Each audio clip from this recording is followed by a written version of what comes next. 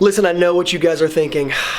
Luke, this is the last video before the reveal of the big ceramic coating, right? And the answer is yes. This is the last video, the stage 2 of the paint correction, video 3, day 3, before we reveal the 4th video and actually apply the ceramic coating to this truck and show you guys what it is. But before we do that, we have to do the stage 2 of this paint correction. So without wasting any of your time, let's go ahead and get into the video.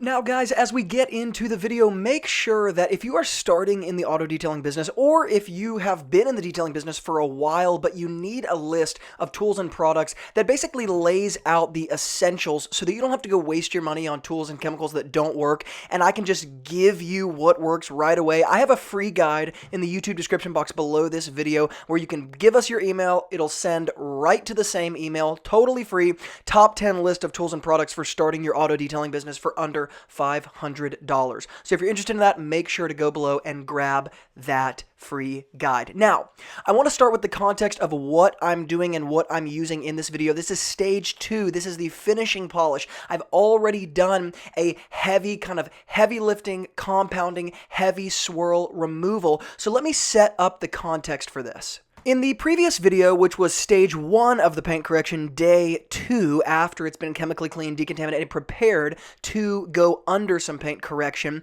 I used the Sonax Cut Max compound. It's their heavy cutting compound, and I used a microfiber foam pad sort of interface, right? A really thin foam interface, and a fairly, let's say, rough microfiber pad. And what I mean by that is it's not the really plush kind of finishing type microfiber pad. It's more of those kind of thicker microfibers. It's not quite as fluffy of a pile. That ended up being a perfect combination, the Lake Country microfiber cutting pad with the Sonax Cut Max compound. What ended up happening is it removed anywhere, let's say, between like 75 and 85% of the swirls. Because it was such a heavy compound, it ended up leaving a bit of some hologramming, even with the dual action rupes that I'm using here, that was apparent in the sun. Now, to break this down of why I'm doing the paint outside, it's about 45 degrees here in Nashville, Tennessee, when I was correcting this paint, and there was not a cloud in the sky. So what ends up happening is the weather kind of offsets each other. The paint remains really cool to the touch all day long because it's cold outside, but the sun is shining on it. And in the sun, I get to see every single imperfection that I could ever see on better than any lighting in any sort of garage with those crazy LED frosted bulbs with tons of lumens, right? I'd rather be in the sun doing this on black paint because if I can get it perfect in the sun, I can get it perfect in any sort of lighting moving on from here. Now, after I used the Sonax Cut Max compound polish, whatever you want to call it, with the microfiber pad. Because I removed about 75 to 85% of swirls, it ended up being a perfect combination, a little bit of hologramming left over, and I wondered day 3 doing this stage 2 paint correction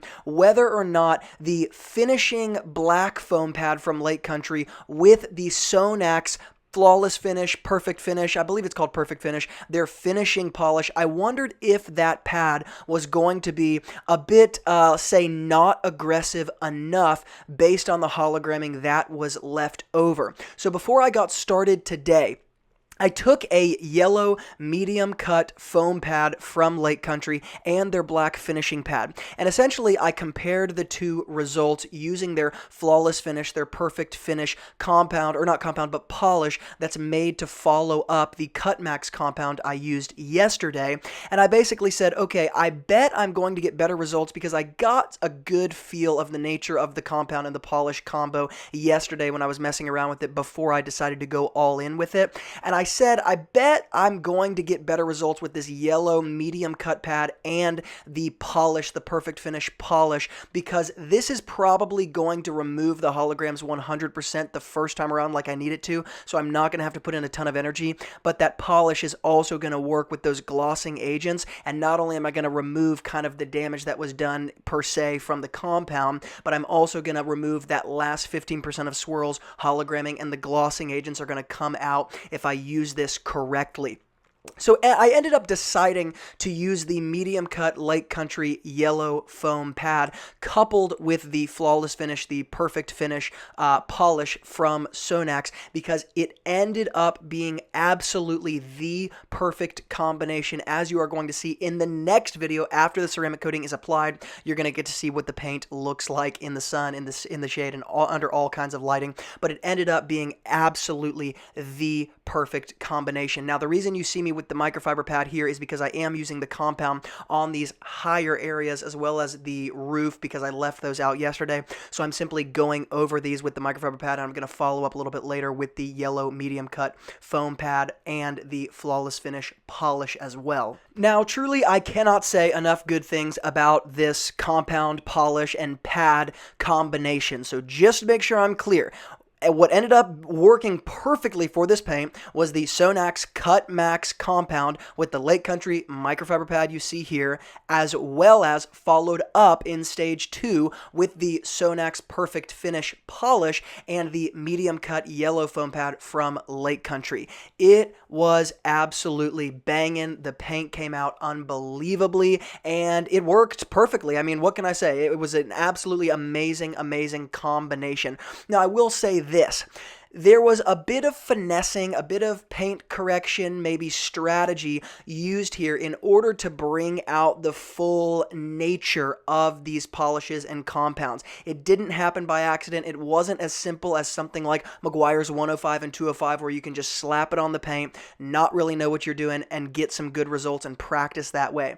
This polish, this compound combination took a little bit of understanding and a little bit of practice as far as seeing, okay, what kind of pressure is going to be best with certain character lines, with certain panels, what's going to work best in this situation and that situation. But once that rhythm got down, we ended up removing what I would say is 99% of surface defects from this paint. So after the two-stage paint correction was done, the paint looked literally perfect in the sun. Now, I am bouncing around in this video. I'm not filming step by step every single part of the paint correction because, let's face it, how entertaining can every single part of moving the dual action polisher around the paint really be? But there are certain parts that I've highlighted throughout this video because I want to share a little bit of the strategy like I did in the previous video.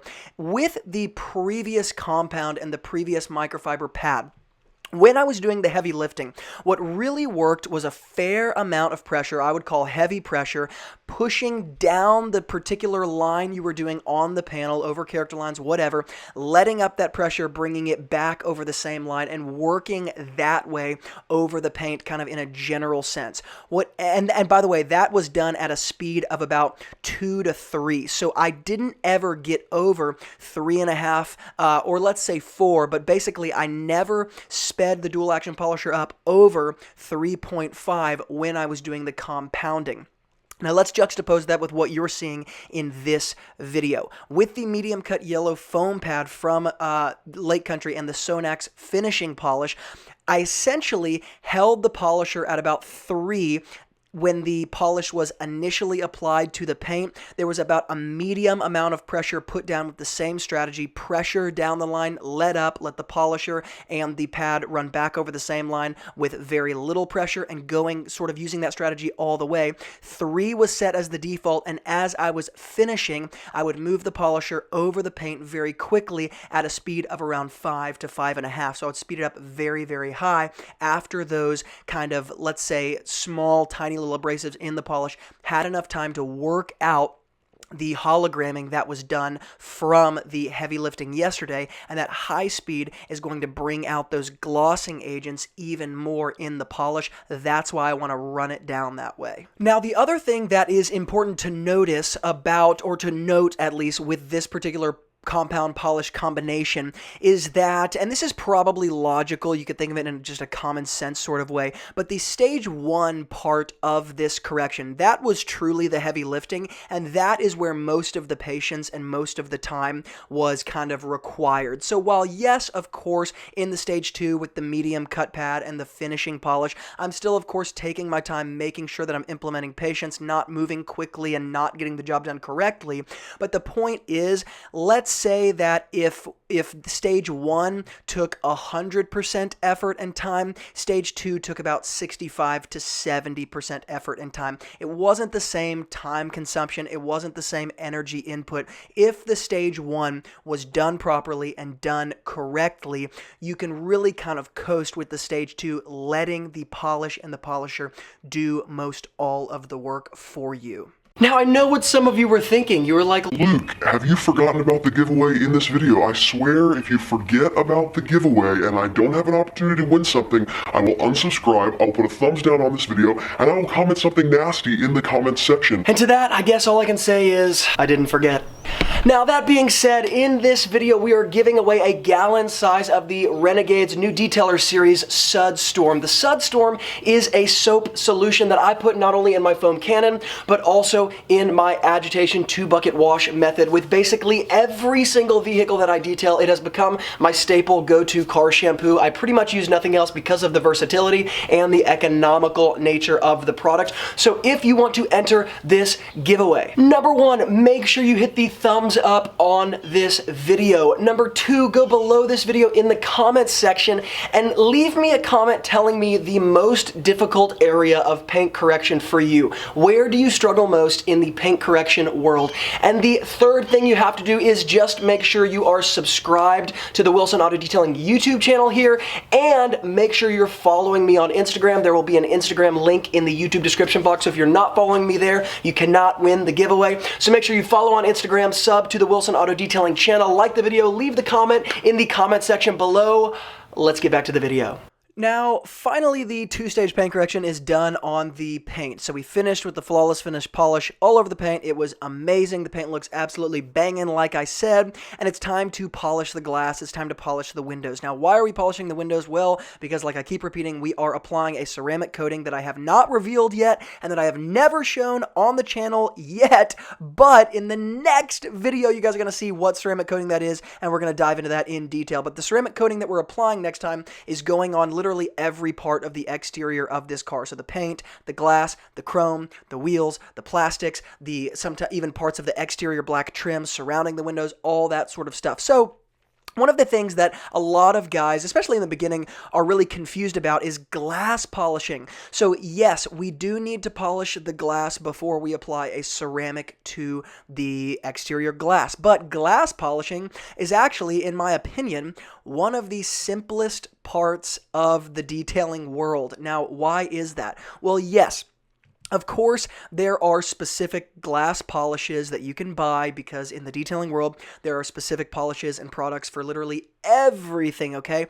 But one of the things that many detailers actually don't know, and I don't know where this kind of got lost in translation, but it's a question that I get all the time, you do not have to use a specific glass polish in order to polish glass.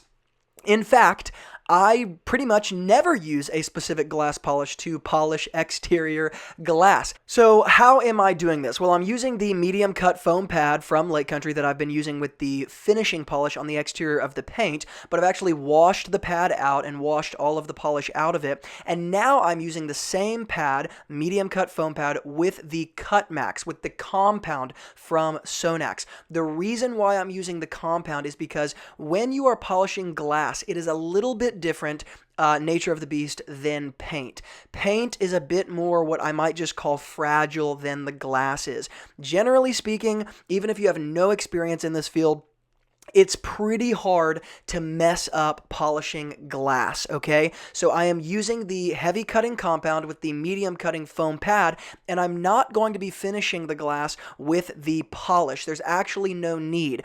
There is not going to be a sort of hologramming effect on the glass using the Cut Max compound like there is on the paint. It's because glass is once again, it's a very different nature of the beast than paint is, but you want to use, generally speaking, with glass, a heavier cutting compound rather than something like a finishing polish, especially on something like the windshield. It is fairly difficult if you're not using a kind of aggressive method on exterior glass to actually pull out those scratches that are put there from washing, of course, but even more than that, the windshield wipers rubbing across the windshield and rubbing surface dirt and minerals and things like that. Now, the other windows, other than the rear window here, tend to be fairly straightforward and fairly simple, but you guys can see in this video, all I'm doing is taping off some of that rubber gasketing around the windows. I'm actually reusing the tape as well, so I'll pull it off of one area and just tape it, and then I'm going again with that medium cut foam pad, the Cut Max compound, and I'm very simply polishing the glass. Another thing you will find is that you can hyper focus with glass on particular areas. So there was some water spots on this glass. There were some swirls, not even swirls, but scratches from washing and scratches from the windshield wipers. You can hyper focus and put actually a lot of pressure on the glass, and it's almost necessary. Like you can see in this video, I'm pushing really hard. You can see as I let up, pushing really hard. It takes that kind of pressure to actually get the glass polished, because glass is just a little bit more difficult. You might compare it to the gel coat on a boat or an RV. It's a little bit different. It takes a little more aggression, a little more, say, pressure.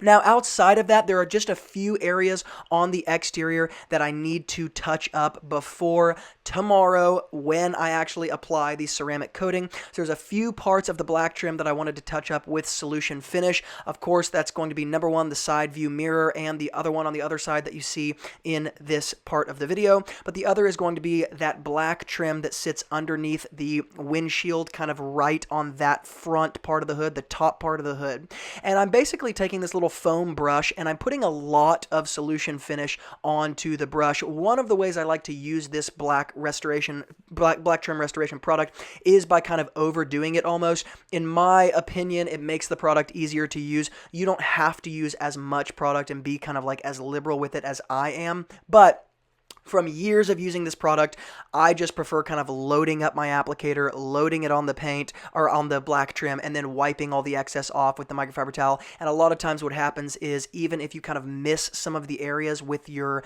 paintbrush, that foam paintbrush, when you're wiping it off with the microfiber towel, because there's so much excess on there, you end up getting in all those nooks and crannies, and it kind of goes quicker that way, in my opinion. You can be a little bit less tedious with it. Now, the way that I'm going to be doing this particular part is by actually pouring the solution finish onto the black trim itself. Because there's so many grooves and tiny little cracks and crevices in this specific part of the black trim, it ends up being kind of near impossible to just put it on your foam brush without kind of taking years and years to do it. So it makes sense to just pour the solution finish on there, overload it once again, be liberal with it, and then wipe up the excess. That's going to make the job just far, far quicker. Now, why am I doing this after the paint correction? Well, because I want to make sure this gets done before the ceramic coating goes on, so I'm going to let this dry overnight, and then if I got any excess on the paint whatsoever, I'll just take a completely new microfiber towel with some paint prep from Optimum and wipe that off really quickly. It's not going to damage the paint or anything like that. So guys, until the next video when we apply the ceramic coating to this paint.